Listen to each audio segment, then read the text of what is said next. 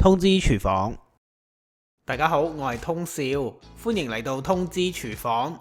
今日我就會同大家分享一下點樣整呢個日式嘅南瓜豚角煮，絕對香甜又惹味，再加埋溏心蛋一齊食，包你食到啊，舐唔舐你啊！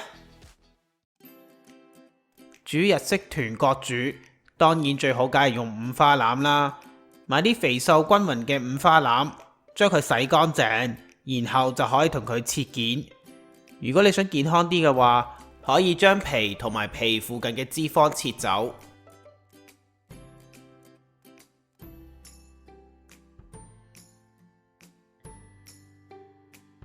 今次我啲五花腩就喺 Costco 買返嚟嘅時候已經係冇咗皮，切開咗，非常之方便。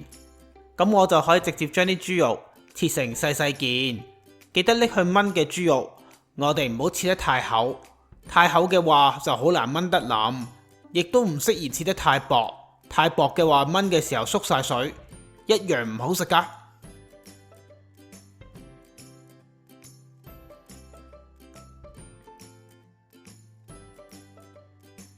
喺鑊入邊加入大概1茶匙嘅油，用中大火將佢燒熱，然後就直接將豬肉放入去煎，用高啲嘅熱力就可以逼出豬肉入邊嘅油分。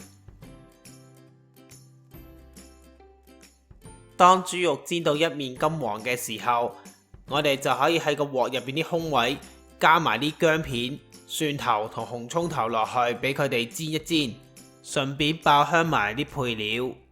放晒呢配料之後，我哋就將豬肉反轉，將另外一面都煎佢1分零鐘，令到另一面都煎到金黃。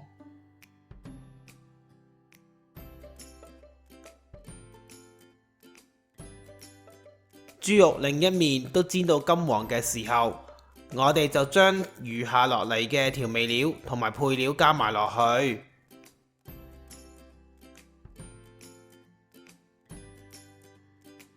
將所有嘅調味料同埋豬肉炒勻佢先。由於我哋嘅調味料入邊有清酒，所以用中大火繼續煮多佢1分鐘左右，令到啲酒精揮發咗先。然後就加入適量嘅水，直至蓋過所有嘅材料1半左右。之後就可以冚蓋，轉做細火，慢慢燜佢30分鐘。每隔10分鐘就最好檢查一下，如果發覺佢冇晒水嘅話，就記得要加返啲水補充啊。我哋要確保汁料燜完之後都要有200毫升咁多㗎。啲豬肉燜緊嘅時候，我哋就準備好埋溏心蛋。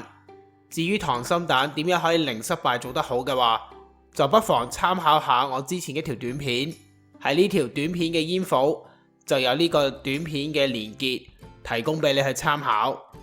當豬肉燜完30分鐘之後，我哋就熄火，等所有嘅汁料凍晒之後，你就將呢啲溏心蛋加埋落去，等啲雞蛋喺凍咗嘅汁料入邊浸一晚。呢個豬肉唔係燜完即刻食㗎，燜完隔日食，佢個味道先會更加好食㗎。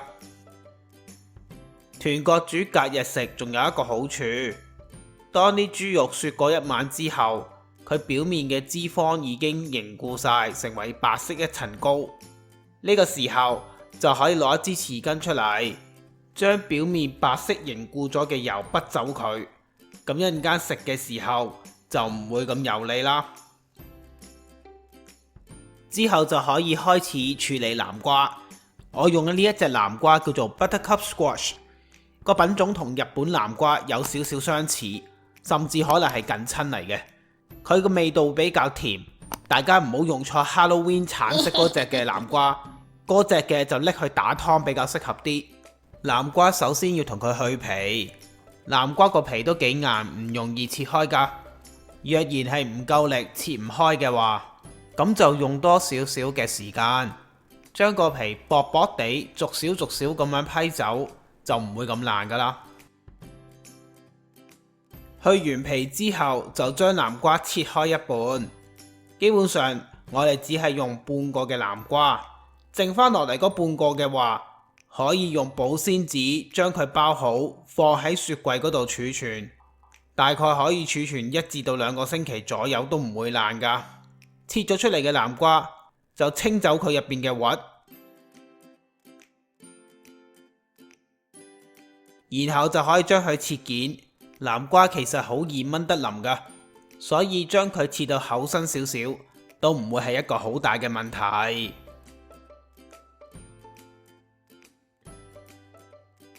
鑊入邊凍咗嘅豬肉就用中大火開始將佢煲返滾，記得要將鑊入邊嘅溏心蛋拎返走，以免將啲溏心蛋煮到全熟。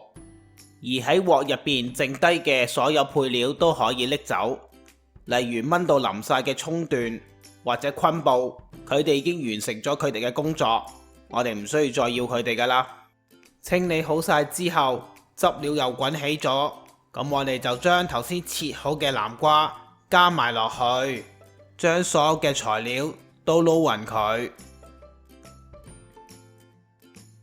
佢，然後就冚蓋，改做細火炆佢15到20分鐘，令到啲南瓜腍身就食得噶啦。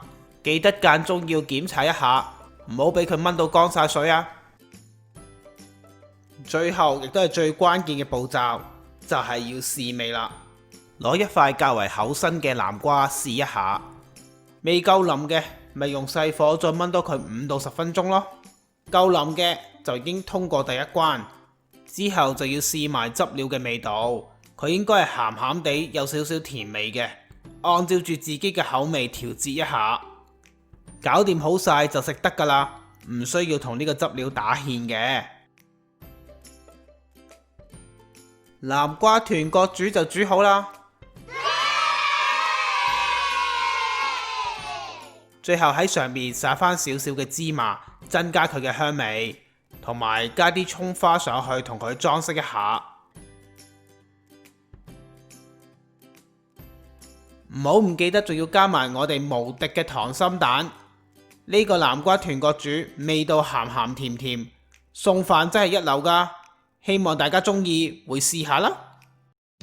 而家等我哋睇下呢個食譜嘅一啲重點同埋小貼士。而呢個食譜所需要嘅材料份量都可以去我文字食譜嗰度重溫一次。喺呢條短片嘅 info 嗰度就會有呢一個食譜嘅連結提供俾你。喺食譜入邊就有更多食材嘅資料。如果大家中意我嘅短片，希望你會俾個 like 同埋 share 俾你身邊嘅朋友，仲要訂閱我嘅頻道支持下我。訂閱完之後記得要撳埋隔離個鐘仔喎，咁樣你先會收到我最新嘅通知㗎。我哋下次再見啦，拜拜。